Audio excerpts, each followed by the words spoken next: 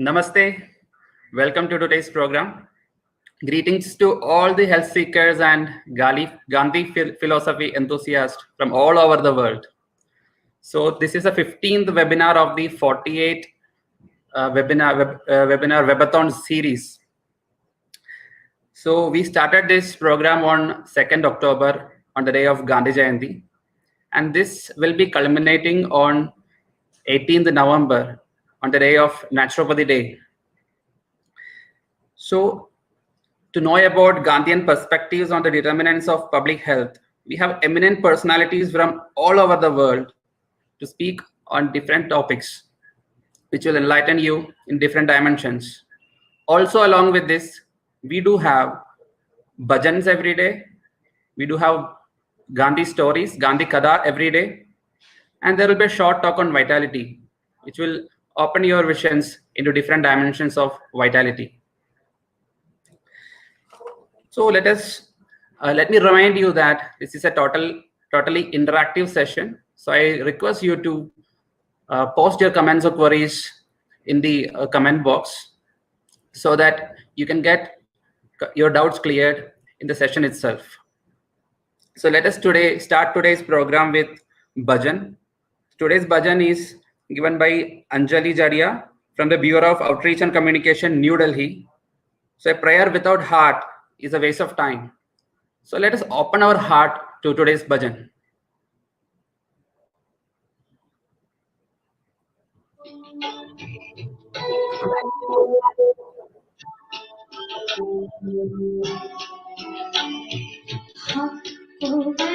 की शक्ति देना मन विजय करे दूसरों की जैसे पहले खुद को जय करे मन की शक्ति देना मन विजय करे दूसरों की जैसे पहले खुद को जय करे हमको मन की शक्ति देना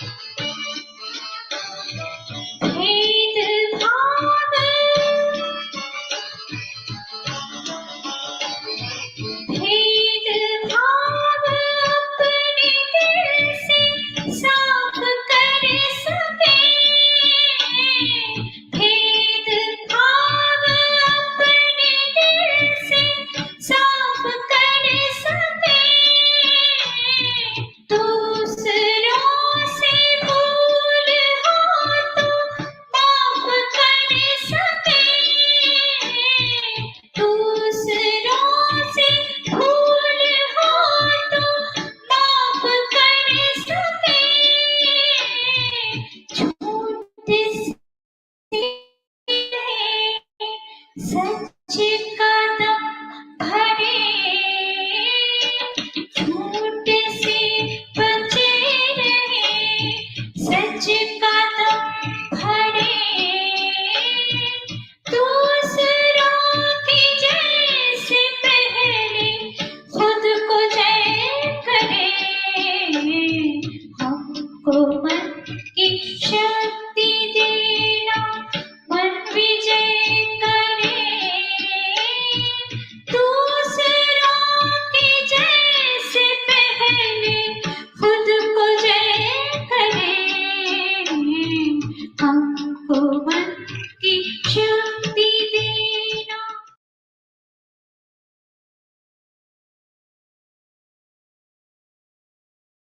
Delightful breakfast for our soul. Let us move into the next session, that is the Gandhi Katha. So this Gandhi Katha is delivered by our Director of NIN, Professor Dr. K. Satyalakshmi. So let us move into this world of Gandhi. Only a story can take us into a different world. No magic can do it. So let us move into this world of Gandhi through this Gandhi Katha.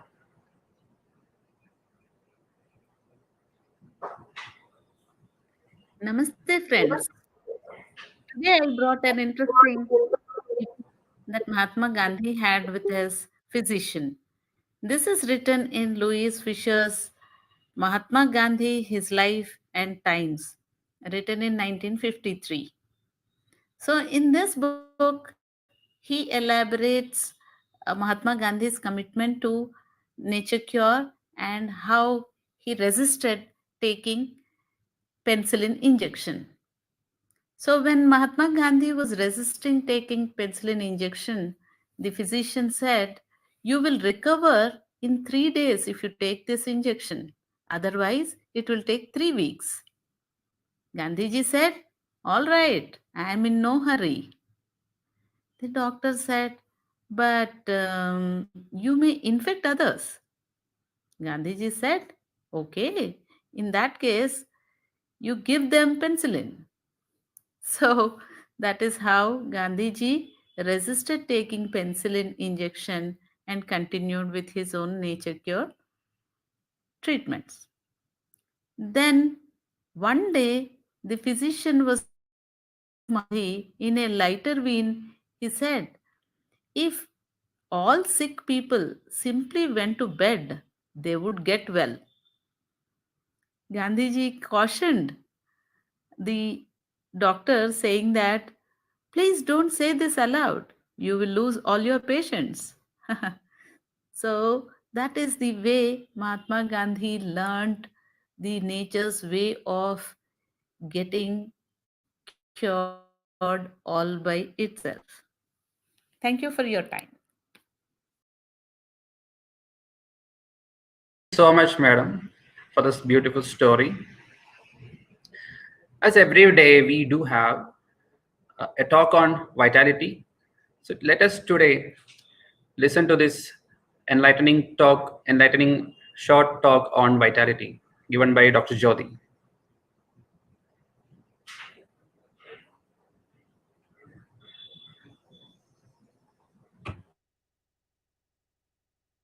Hello, good morning, all. As we all know, this year's theme for the Naturopathy Day celebrations is nurturing vitality through naturopathy. In the last few sessions, we have been discussing about one of the most important principle in the nature care philosophy is that our bodies are made up of 5 elements like air, fire, water, earth, and space. We have also learned how to nourish ourselves or our bodies and our vitalities with the element air and also with the element fire. So today here we are going to discuss about the element water. So how we are going to nourish ourselves with the element water? So that can be done by sipping few watts of water in the morning to start your day, and that is to gently awaken your system by drinking clean and pure water, which is untreated by the chemicals. So that is like fresh spring water or fresh well or the rain water. And thirdly, by periodic freshwater baths, like being in the river, streams, or the waterfalls.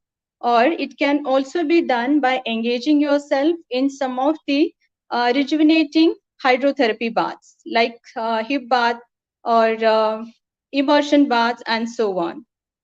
So water is actually is an elixir of life, and it is said that better than like compared to any other medicine, water is the best remedy to treat the human ailments. Water actually cleanses your body from within. It eliminates the toxin. It reduces heat, pain, swelling, burning in your body. It also strengthens and calms your nervous system.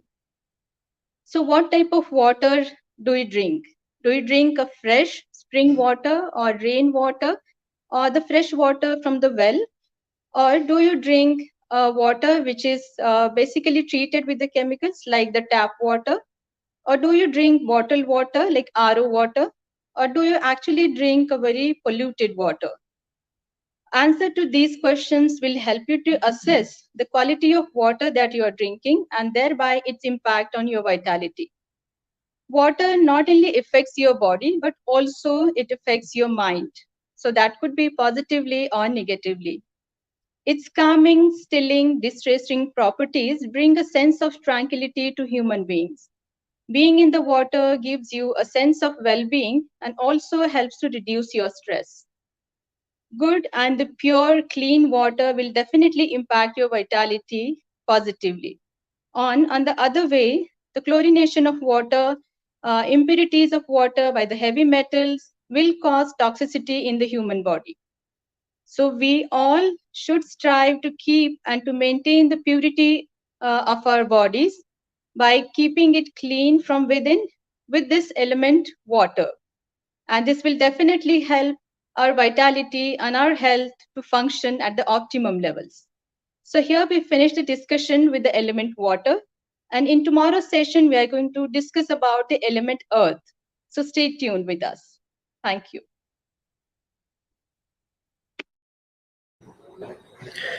Thank you, Dr. Jyoti.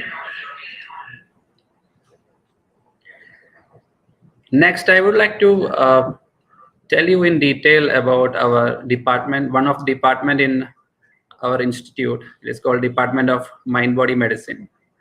And it is totally connected with today's speaker, because she is one of the main reason why this department is existing in our institute.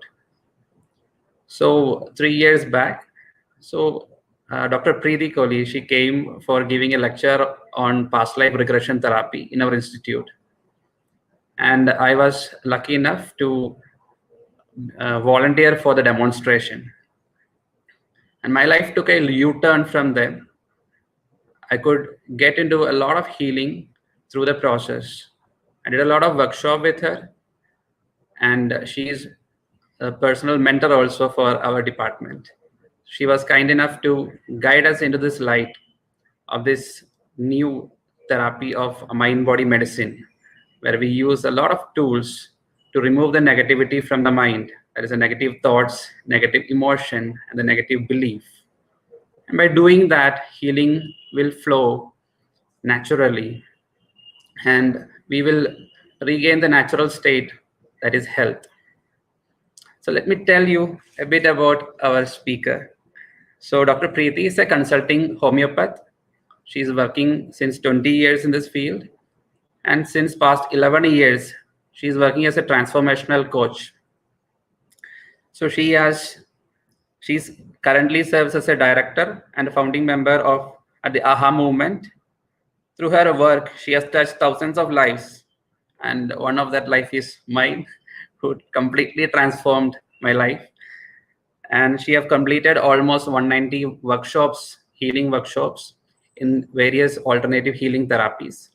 She is an expert in many alternative healing therapies like past life regression therapy, inner child healing, rebirthing breathwork, transgenerational healing, and many more.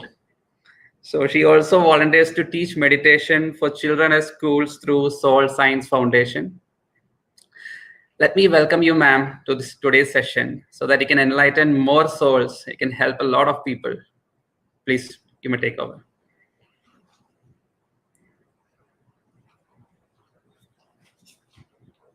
Introduction. Thank you so much, Dr. Satyalakshmi, because it's you who's really given me this opportunity to first come into NIN and really share that very first session. And it's your open-mindedness and vision which has really brought out this department. So congratulations for the amazing work that's happening at NIN. And thank you so much, everybody who's joining us here today. And I'm thrilled to be here, particularly to be talking on this topic, emotional mastery.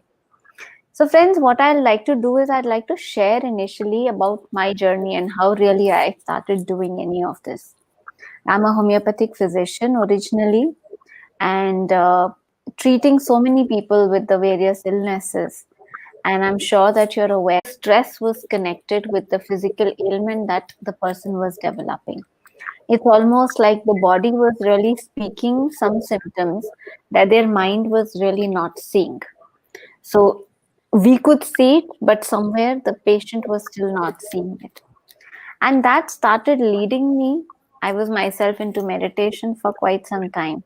I started really seeing other ways of really bringing that awareness to the person, because if the person was able to see what they needed to see, very likely the illness would not be then there. Very likely they would not need those kind of symptoms to communicate to them what they were seeing. So as I started working, I also started seeing that there was so much stress that would actually be responsible for manifesting the illness. Now, even modern medicine accepts that more than 80%, more than 90%, and some say even 100%, that the illnesses that are there are starting at the mind level, starting at the subtle level. They are psychosomatic. And the progression of science, the time that probably a lot of us studied medicine to where medicine is moving now, maybe not still in the main curriculum, but definitely in a lot of the research labs, is really, really interesting. So I'd like to just share with you little tips, little points about the science before we really move on to the topic. It is now completely accepted that we are living in an energy universe, that we are all energy beings. Earlier, the Newtonian physics, where it was matter is separate, energy is separate. Now, with Einstein really bringing this E is equal to mc square, energy and mass, they are completely interchangeable. Matter and energy are completely interchangeable. Really has shifted the whole dynamics. We now know that the body and the mind are not two separate things. First, the soul was completely something that they would not talk about in modern medicine. But now we know that all of these are really the same thing. The matter, the body is the more dense form, the mind is the more subtle form, and the soul is further more subtle. So we are all actually in, one person, and yes, we are sensing it in different ways at the different levels. So really going in the sensitivity, growing in the sensitivity as we start tapping more into the mind and the soul.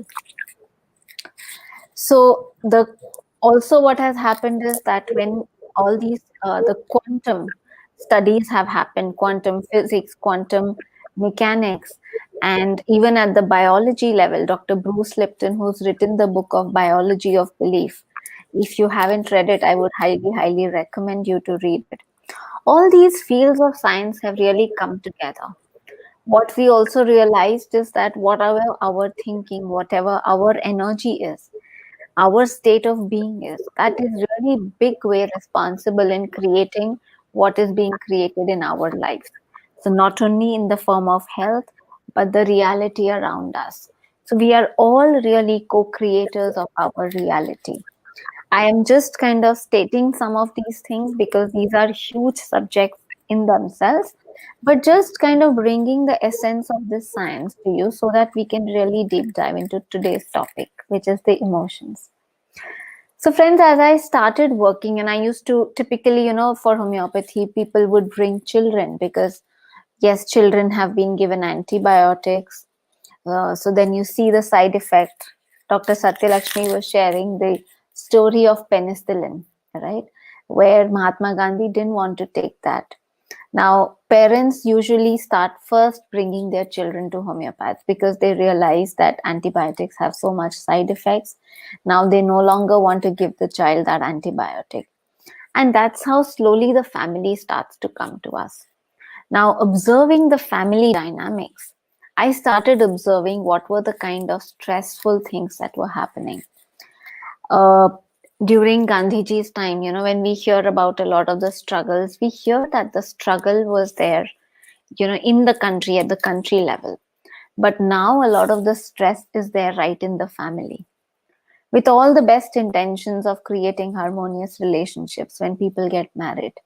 A lot of the stress that was there was between the couples, between the child and the parents, where the parent had to go to work and they were trying to rush their children into doing things in time, eating the right things.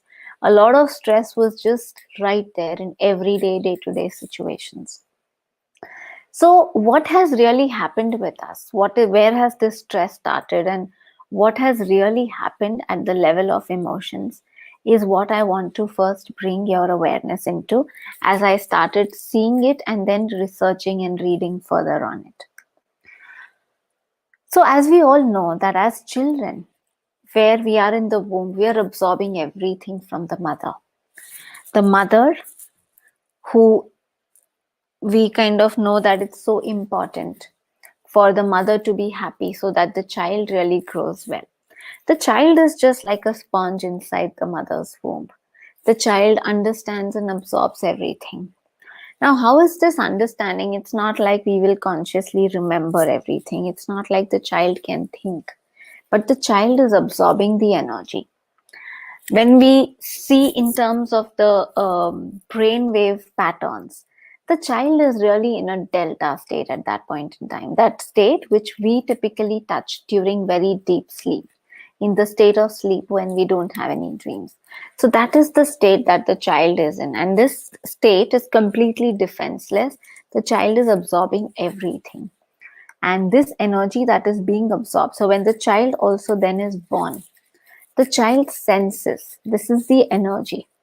And emotions are nothing but energy. Emotions are energy in motion. This is the energy that is flowing through us. So the child is processing this energy, is taking in this energy and is processing this energy.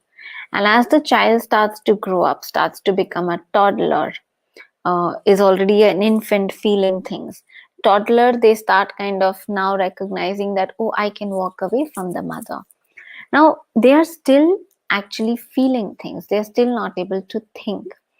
Friends, the critical thinking, as the psychologists have identified, starts to develop between the age of 6 to 9 years.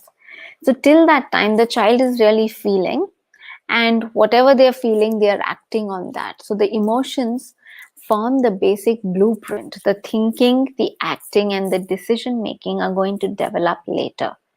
And this is coming from John Bradshaw. He's a pioneer in inner child work.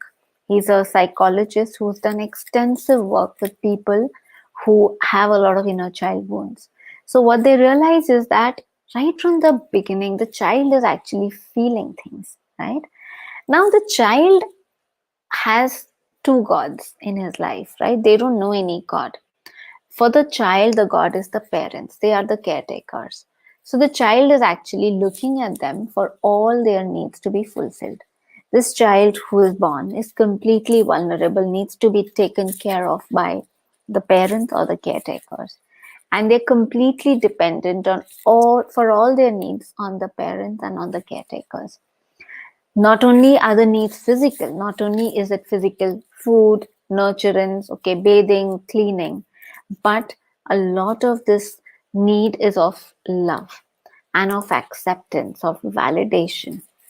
So what happens is that when the child is feeling something, and at a later stage when they start thinking, when intuitions are coming, the child actually is looking at the parents for validation.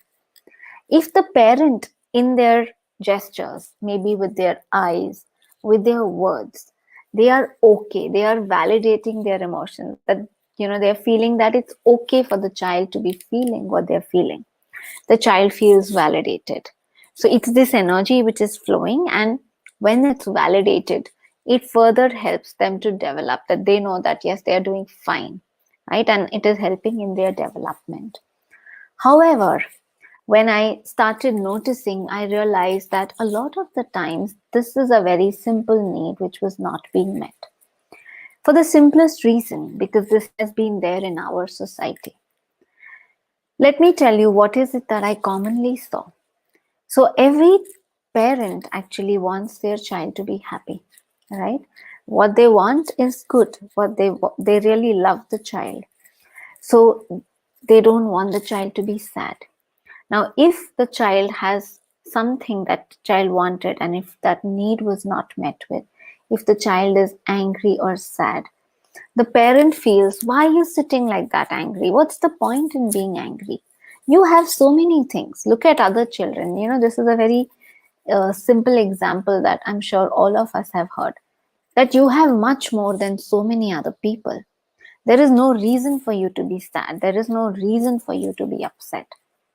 Now, somewhere what we are doing is we are invalidating the child. We are saying that whatever you're feeling is really not right.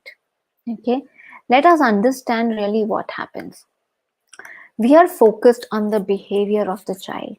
We somewhere, the child being angry or child being sad for that moment actually starts triggering that unmet, that unprocessed feeling that we have when we have not been allowed to be sad, or when we have not been allowed to be angry. We have these unprocessed emotions, unprocessed energy in us, which is the emotions, and that gets triggered. And somewhere we are scared that the child should not become like an angry person, the child should not become like a sad person. So we immediately try to say, no, this is not okay, you are not okay feeling this. So what we are actually focusing on, friends, here is the behavior.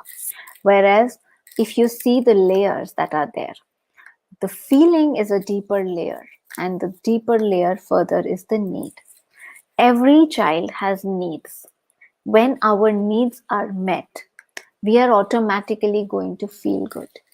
When our feeling is good, when we are feeling good, we are automatically going to be behaving well, right? Now, in the other case, if our need is unmet, whatever that need may be, now that need may be big for the child. It may be that, I really wanted to go down and play. For the adult, it may be a small thing, but for the child, it's an important thing. Now, if this need is not met with, and if the child is sad, it is okay that the child will be sad for a little time. That's a very natural thing. And that may reflect on the behavior for a very short time. But because we are so focused just on the behavior and we don't actually pay attention to the feelings and needs, a lot of the cases, what happens is that we invalidate their needs.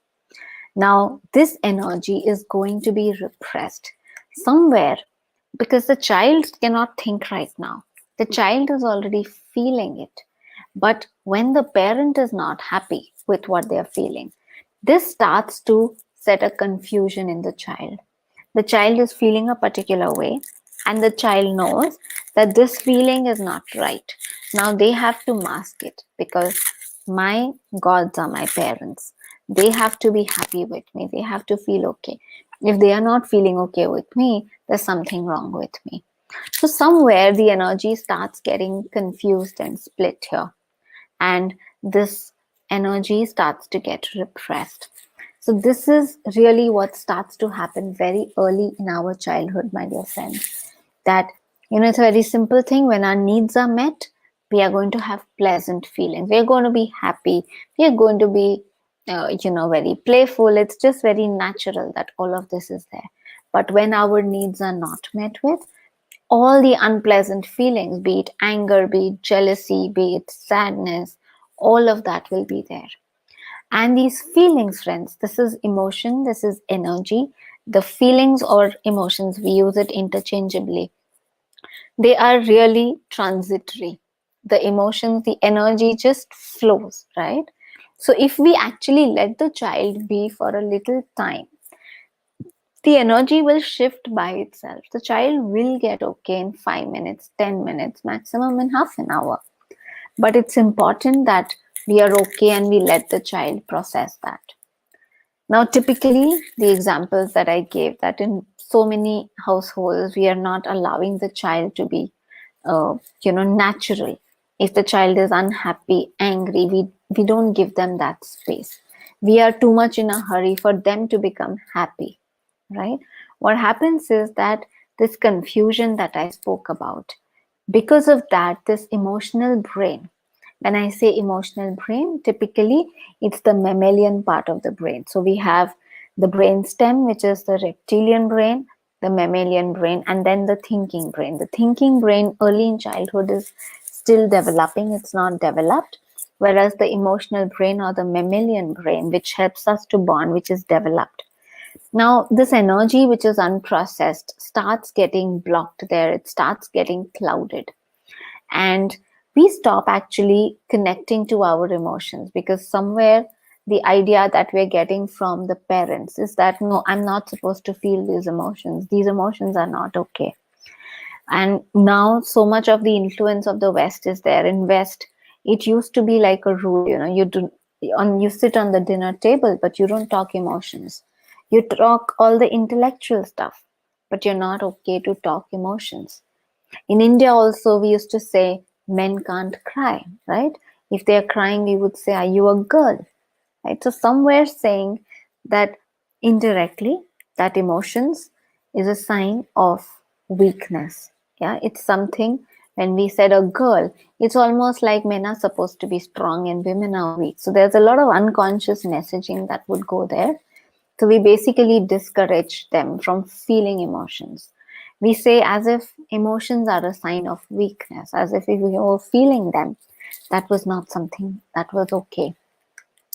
And this that starts getting clouded. Now, what really are emotions and feelings, and why is it that we are really even talking about it? Why is it that it is important?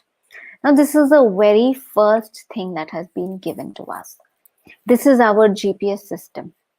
When you have to take a decision, right, very likely you first start feeling things. You feel this is right, you feel that this is wrong. We all have felt it. I'm sure when you go to a place, you know that, oh, the feeling here, the vibe here was something different, right? Now, this does not come from the thinking brain. This does not come from logic. We've all become very thinking beings, logical beings right now. But that feeling part, which is connected to the heart, this starts sensing. The heart chakra has actually the biggest electromagnetic frequency. The area that it covers is really the biggest. So the first thing that happens is we start sensing it. We already know that this feels right, this doesn't feel right. The mind will take a little time to kind of say, okay, should I do this, should I not do that? But really the feelings are our GPS system. And it is our GPS system which is broken, which is somewhere gone bad when we have stopped connecting to our emotions. So this is something that has happened with most of us in our childhood. As I said, that for us, our parents are our gods. So in our households, in our societies, all the things that are accepted, the kind of behaviors, the kind of things that are accepted, the child kind of shows all of that. But a lot of things that are not accepted, they start going into the subconscious. The psychologist, I'm sure all of us are aware that the psychologists say that the subconscious and the unconscious makes 95% of us. What we see of ourselves typically and what we show of ourselves is just 5%. It's just the tip of the iceberg. And the 95%, where is it there? That's really there in our bodies. So now with the science, with the doctors and the psychologists, all the streams coming together, right? They're recognizing that this 95% really is in the body. The P and EI, the psycho, neuro, endocrino, immunology, this is a very common term right now, that when your immunity has dropped, it has started from the psychology, neurology, then endocrinology and immunology. So these are all really connected, and that starts to show at the body level. So when there is an illness at the body level, we also need to pay attention to these subtle elements, right? So this is something now that starts to happen with the child. Things start going in the subconscious or the unconscious. And these unresolved feelings, they are going to show up again and again for healing. When we say healing, the healing word, of course, we all know comes from the word whole. The person will be healed when we accept ourselves as the whole. So whatever is there in the unconscious, whatever is there in the 95%, that energy which was suppressed, which was repressed, those emotions which were not allowed to come up are going to show somewhere so that they can really be embraced. Carl Jung long back had said that unless and until we make the unconscious conscious, it is going to play up in our lives and we are going to call it destiny. So it is going to control our lives till we actually say, okay, I want to see it and I want to now look into it and really heal that, make it part of the whole, right? So how does it show up? Working with, I started, like as Amal said, that in the last 11 years, I started doing a lot of therapy. Working with families, working with couples. What I saw is that a lot of the unmet needs, we all had unmet needs of our childhood. So typically, because our parents were gods, we didn't realize that some needs were unmet. Some of this feeling was unprocessed. And what happened is we started seeing the problems only after we got married. Because suddenly now, after marriage, in our room was a person who was challenging what our reptilian brain had already learned is the normal way of life. Friends, the reptilian brain, which is the brain stem, it's called the reptilian brain because a part of us is like the reptiles. We learn things by repetition. We know this is how I like things. This is how I like to leave my towel. This is like how I like to do my bed. But now after marriage, there is this another person who is in my room who comes from a different background and who likes it differently. So for the first time, it looks like there's a problem in life, right? That there is something not right about life and it's because of this other person. So a lot of our reactions actually start coming out. A lot of our emotions will start really being shown. We think that this is really the problem. The marriage is where the problem started. And the psychologists again here identified that 90% of the issues that were coming between a couple were really problems belonging to our childhood, problems that started from with us, with our parents. They didn't really belong here. And that's the reason, I think, why even in our ancient cultures, we said that a girl will typically marry her father and a boy will typically marry the mother, because unconsciously we are looking for that. We are looking for our needs to be met by our spouse. So we all have unmet needs. Where are those unmet needs? We don't know them. They are there in the unconscious. So in a marriage, typically when we come, we don't even know about the needs, unmet needs, but we are hoping now this other person is going to really meet them. So of course, what happens is that there are a lot of reactions that start happening, right? And these days we know that there's another element that is added, right? So we spoke about how children need validation. We see on social media now so much of, everybody spending so much time really looking for validation right there. How many likes have I got? How many people are really liking my picture? So it's really this inner child who's looking for that validation still everywhere. So friends, the first sutra that I want to bring to your notice, we said that emotions are energy. What is it that we now need to do, right? So this is something that has happened. Very likely we are all in marriages already. Maybe we sometimes tend to, react also with our emotions. Our unmet needs come up. And why do they come up? Why do reactions happen? Because as a child, when our needs are not met with, we all have certain fears. We all have certain fears that my needs are not going to be met with. So when our partner behaves in a way that slightly gives us that hint that maybe he's trying to dominate me, just like my father did, or maybe this person is trying to really, breach my boundaries, or maybe this person, is not really giving me attention, just like my mother used to never give me attention. Somewhere our fear gets triggered and we react in that way. So first important sutra that we need to remind ourselves is that the energy cannot be destroyed or created. It can only be transformed.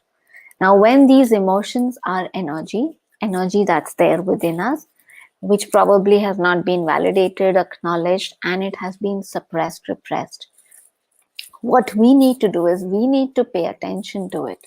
We need to really become masters of it, right? So what we need to really learn is alchemy. Energy cannot be destroyed, but it can be transformed. So a lot of the fear that may be there, emotions which we term as negative, which are fear based. When we say fear based, we feel contracted, we feel not very nice. Whereas when we are feeling love, joy, compassion, we feel expanded, right? So in our body, there are just two kinds of emotions. One, the fear based, where the sympathetic nervous system will come into play, where we will feel like fight or flight. Maybe, we have to be scared of this person, we have to fight back. So we react or we go into a shell, right? So these negative emotions, when we first identify that they are there, only then can we transform them. This energy can be transformed. So first important thing is we have to become aware of it. We have to acknowledge it. And now that we have grown up, nobody else can do that for us. We have to say it's okay. There is nothing wrong with feeling this. Here I'd like to give you an example. Now, typically all of us have heard that how anger, jealousy, sadness, all of these are emotions that we should not feel. So we have heard all of this. So the moment, now even if the parent is not there, the moment we feel any of that, we start criticizing ourselves. We start putting ourselves down. So I'll give you an example of one of the patients who came to me. She had lost her husband about 3 years back. And when she was with me and she was actually going through a little bit of counseling with me, she shared that she was feeling jealous looking at every happy couple that she saw. Every couple that she saw walking, she would feel jealous. And when I told her about this, that it's absolutely okay. Your feeling is nothing but it's telling you about a need. So what is the need underlying that? And she said, of course, I want now to be in a relationship again. I'm ready now for being in a relationship. She identified that. And when I just gave her this, this understanding that underlying every feeling is a need, she could just suddenly feel so much better about herself. She said, every time I would see a couple, I would feel jealous, and automatically I was criticizing myself that what a bad person I am, that I'm feeling jealous seeing them. But it's obviously because I now am ready, right? So it's jealousy and envy, they're just kind of close to each other. She said, I obviously know that it's not like I'm wishing any bad for them, that I don't want them to be together. However, it's just that I want that for myself as well. So when you just identify, when you just validate it for yourself, somewhere that whole conflict within us really dissolves, and that repressed energy first starts to open up. And that's really the doorway of the emotional alchemy, that we recognize the need. We say it's absolutely okay. We recognize that need, and then maybe we can also make the effort to fulfill that need. So we transform this negative emotion, the fear based emotion, into a positive emotion, into a love based emotion. So, this is how really we do that. And the first most important step for that, friends, is really the awareness, is to firstly acknowledge, look within, see what we are feeling. Like I said, that a lot of us have stopped paying attention. So, we need to just make a practice to start paying attention. As also we spoke about how a lot of stuff has gone into the unconscious. There is a gap between actually how we are feeling and actually what we are showing to the world. So under what we may be showing to the world, right? If we are showing this, we may be actually feeling something different. And between these two hands, if you can see, there are these layers of emotions. These layers of emotions of unworthiness, anger, fear, shame, self-doubt, guilt. These are all these emotions that we felt as a child, and we were not allowed to express. They were not validated. When I said emotions are energy, so when they come and they were validated, and then what happens is typically the child would express it in whatever way. The child may have cried, may have shouted maybe for 5 minutes. it is expressed, that energy is out. But when that expression and that validation has not happened, these layers have gotten blocked and repressed. And now there's so much study where actually they have also said that cancers are a result of all the repressed anger. So a lot of illnesses, actually they are seeing what kind of emotions are really there undealt with, that are resulting in these kind of illnesses. So these layers of emotions that are there in us, we need to first start seeing it. Now we don't have to express it with anybody else outside. I'm not saying that we have to become emotional people, we have to start throwing our emotions on other people, but we have to start looking at it. That gap has to really start coming down, so that now we can start being authentic beings. And that is what really results in health. So meditation is a practice that really helps, because it's really when we close our eyes, when we sit without any triggers, we see that there's an internal story that's going on for all of us. There is an outer picture that's happening, and then there is an inner picture. So the awareness of the inner picture is so important. And when we are meditating, of course, the intention of meditation is also much more.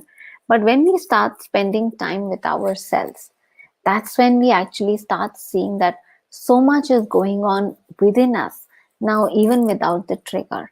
The wife may no longer be there in our, in our room right now, but still that story against her, all that emotion against her is going on. The second sutra of energy is where your attention goes, your energy flows. So, and the third sutra is when what we give attention to grows. So, friends, a lot of the times when our parents said, don't be angry, don't be sad, somewhere it is because we all know that if we are giving too much energy, if a person is sad for a long time, right, that emotion that has happened at that time will go into a mood. When we start getting into that mood, that will slowly start becoming our personality, and that will slowly start becoming our destiny, right? So yes, there was a reason why they probably said that, but they did not very likely know how to handle it right at that point in time, because originally there is nothing wrong with the emotion. Yes, it's important that you don't carry that emotion, that moodiness, for a very long time. So we have to first start acknowledging the emotion. We have to allow ourselves to be really honest with ourselves, and we have to release a lot of repressed emotions that may be there, those layers that we may have accumulated. But in the long term, we need to also see that we don't give a lot of attention to all the negative things that have happened. A lot of people, as human beings, this thinking brain now, which is the crowning glory, which is what develops between the age of 6 to 9, that has tremendous capacity, because just by thinking of something bad that happened to me, I actually can start creating that emotion. Right now, that may be coming up because I need something to resolve there. But it's important that we learn to master our mind also, because otherwise I'm just going to create misery for myself. So I need to know where to really take my attention, so that I can really create a life of beauty for myself.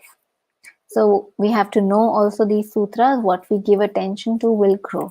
So the art of really paying attention to the emotion, validating and releasing it, but also to see now what I start giving attention to, that's extremely important. So emotional triggers, when something triggers us, we allow it to just come up, so that we are identifying what's really happening, what's my unmet need, and we understand that the person who's triggering it, it's like, when I squeeze an orange, only an orange juice can come out, mango juice cannot come out. When I'm squeezing a mango juice can come out. Now the person, we typically tend to say, he makes me angry, he's making me sad. So we need to really here see that these emotions, that energy is within me. Nobody can make me angry if that anger is not there in me. So the person outside is a trigger, I need to take responsibility for this energy that's there within me. So it's okay if the anger has come, that's telling me about some need. Maybe this person was disrespectful towards me. Now I recognize this need, and maybe I need to take action in a particular way. But this emotion is within me. I don't blame the other for this, right? So somewhere, if we just understand these principles, it's only by practice that we will start really mastering our emotion. If we let ourselves be for a short period of time, the anger automatically settles. There has been a research, so these triggers are our best teachers, because really they are showing to us all that within us needs our own love and acceptance and compassion. Our feelings and emotions are our responsibility. We need to pay attention. They tell us about our needs. We need to fulfill these needs and then shift to the elevated emotions. We don't blame the other people. So there's this study where they have shown that one choice to transform this emotion. If the 8 feelings, which may be the unpleasant feelings, if we just breathe at that time for 90 seconds. So I recognize I'm angry right now. If even without closing my eyes, if I just take a 90-second break and just be with the breath, I'm not going to then repress. I'm not going to, typically what causes repression, I say I have to divert my mind. That is what will cause repression. So when I'm being with the breath, I'm acknowledging the emotion, I'm paying attention to myself, I'm not running away, I'm not going shopping, I'm not calling up a friend and just diverting my attention. That energy will not get repressed. That energy can get processed in that much time. So that's an important thing. Here we've also put like a simple flow chart, how to work with feelings. The step 1, most important, is acknowledge and accept. It is okay if you're feeling jealous. It's okay if you're feeling angry. Once you do that, what is it that I need to do about it? You'll see the need, and do I need to take any action about it? Yes, take the action.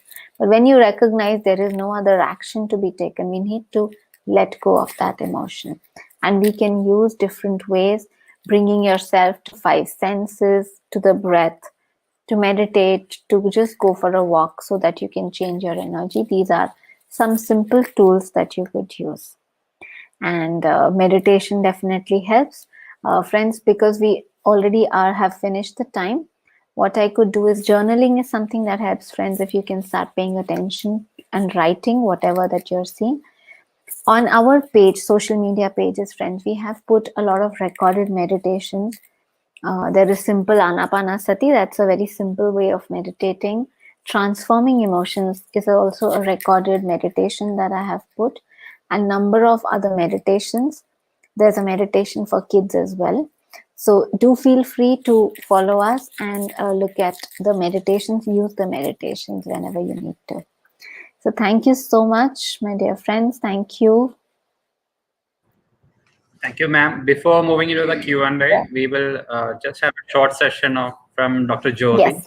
You will have a talk in Hindi on vitality. Yes. Yeah.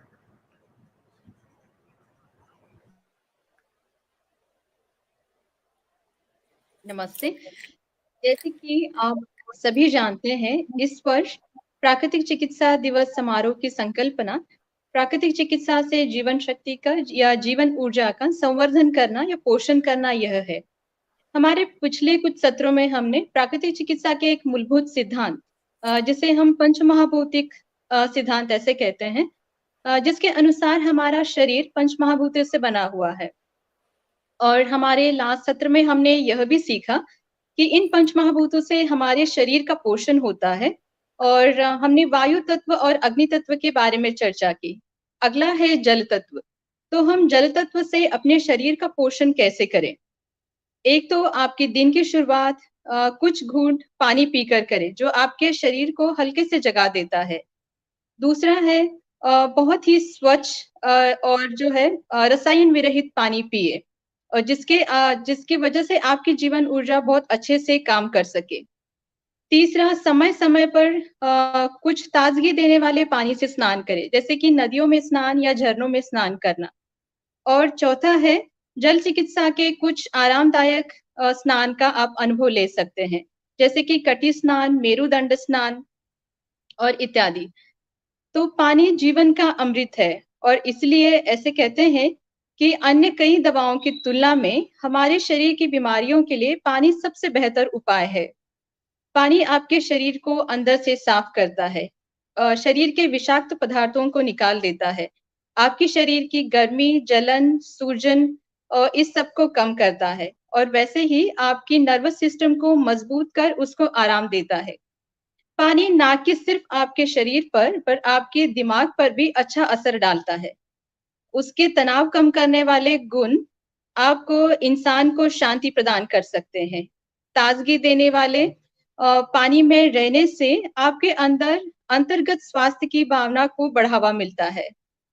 इस तरह पानी हमारी जीवन ऊर्जा को बनाए रखने के लिए और हमारे स्वास्थ्य को बनाए रखने के लिए बेहद असरदार तरीके से काम करता है। तो आप किस तरह का पानी पीते हैं? क्या आप झरने का या कुएं का ताजा पानी पीते हैं या फिर आप बारिश का ताजा पानी पीते हैं या फिर आप बोतल बंद आरओ का पानी पीते हैं? या तो फिर आप नल का पानी पीते हैं जिसको कुछ रसायनों से जिस पर प्रक्रिया की होती है या तो फिर आप बिल्कुल प्रदूषित पानी पीते हैं। इन सारे सवालों के जवाब आप जो पानी पी रहे हैं उसकी गुणवत्ता को आंकने में और फिर इस तरह के पानी के आपकी जीवन ऊर्जा पर प्रभाव को आंकने में आपकी मदद कर सकते हैं। हम सभी को हमारा ये कर्तव्य, हमारी जिम्मेदारी है कि हम सभी को अपने शरीर की अंतर्गत सफाई को बनाए रखने का बेहतर प्रयास करना चाहिए। और जल तत्व पानी ही ऐसा तत्व है जो आपके शरीर को अंतर्गत रूप से शुद्ध बनाए रखता है और शरीर के विषाक्त पदार्थों को बाहर निकाल लेता है। और आज हम यही पानी के बारे में, जल तत्व के बारे में चर्चा समाप्त कर रहे हैं। हमारे अगले सत्र में हम पृथ्वी तत्व के बारे में चर्चा करेंगे। तो हमारे साथ जुड़े रहिए। नमस्कार।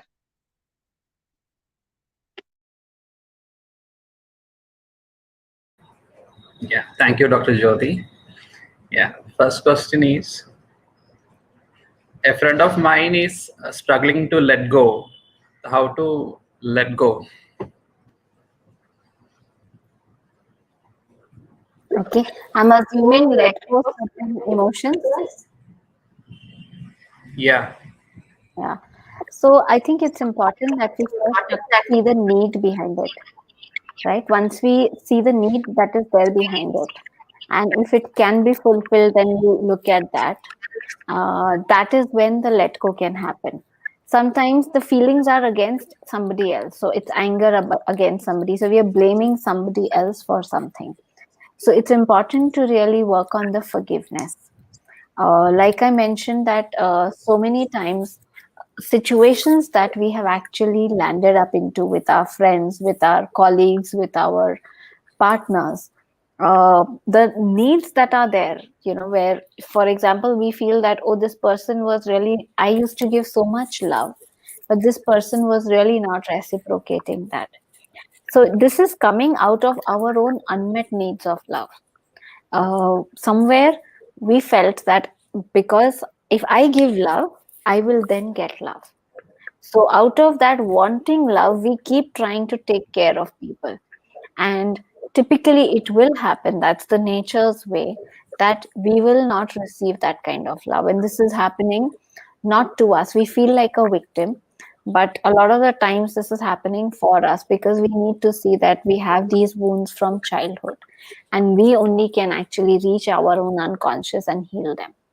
So just if you pay attention, you will start looking deeper. You may also see certain patterns that are there. So with the other person, definitely it's forgiveness that's important. It is learning from these emotions, those situations that have happened. Even when we say that negative things have happened, it's important that we learn and let go. If we don't let go, it is like holding on to something, but that holding on, we feel that how can I let go, because otherwise the person will hurt me again. But if we are just holding on to it, that holding on is still giving us pain. So it is just that recognition that when we let go it, we will actually release a lot of our own energy. We will free ourselves. That is something that really helps. So I'm sure this is something that a lot of us have heard, but when you see it in your own life, that how you are hurting by holding on to it, that's what really helps. Yeah. Thank you. Thank you, ma'am. So, in India, people don't understand the emotions. We understand emotions as incompetency. So, kindly We educate us with your understand views emotions on this as, statement. yeah. So this is Incompetency. something like I mentioned in the talk, that there's a lot of unconscious messaging that has gone in, where we said, if you're crying, are you a girl? What does being a girl imply? That you're weak. So if having emotions is a sign of weakness. So somewhere this incompetency and all of it is just coming from a lot of conditioning which is unconscious. Just by really bringing it to light, you can actually stop living in that way. It has to stop mattering to you. The change can happen one person at a time. Now, yes, in the society, these things have been there, and in the society also things are changing. But the change has to first happen at an individual level. Each of us from within have to change. So the day that you see that it's okay to for me to just pay attention to my emotions, that change has started to happen in your house. So you first start doing that, and slowly as you start getting comfortable, when we start talking about emotions, we are saying that I'm okay to be vulnerable, right? It's okay for us to even cry in front of somebody. When we start actually opening, we're really giving the permission for the other also to do that, to have honest conversations, to talk about feelings, and really having these kind of circles, that will also really help. So when you have a couple of friends that you can talk to, when you can share and you can hold the space for them so that they can honestly acknowledge whatever that they're feeling without necessarily getting an advice. Typically we feel so uncomfortable when somebody is talking about emotion, we immediately want to give an advice. Or when a friend calls you and says, oh, I'm not feeling very good, we say, oh, let's go shopping or let's go for a movie. It's almost like I want to distract you, I don't want you to be with your emotions. So these are unconscious ways, and if you start catching yourself how you are actually distracting yourself, that will be a very good step also for you to take. Yeah. What is the correct meaning of healing? Healing is that we are integrating that energy within us.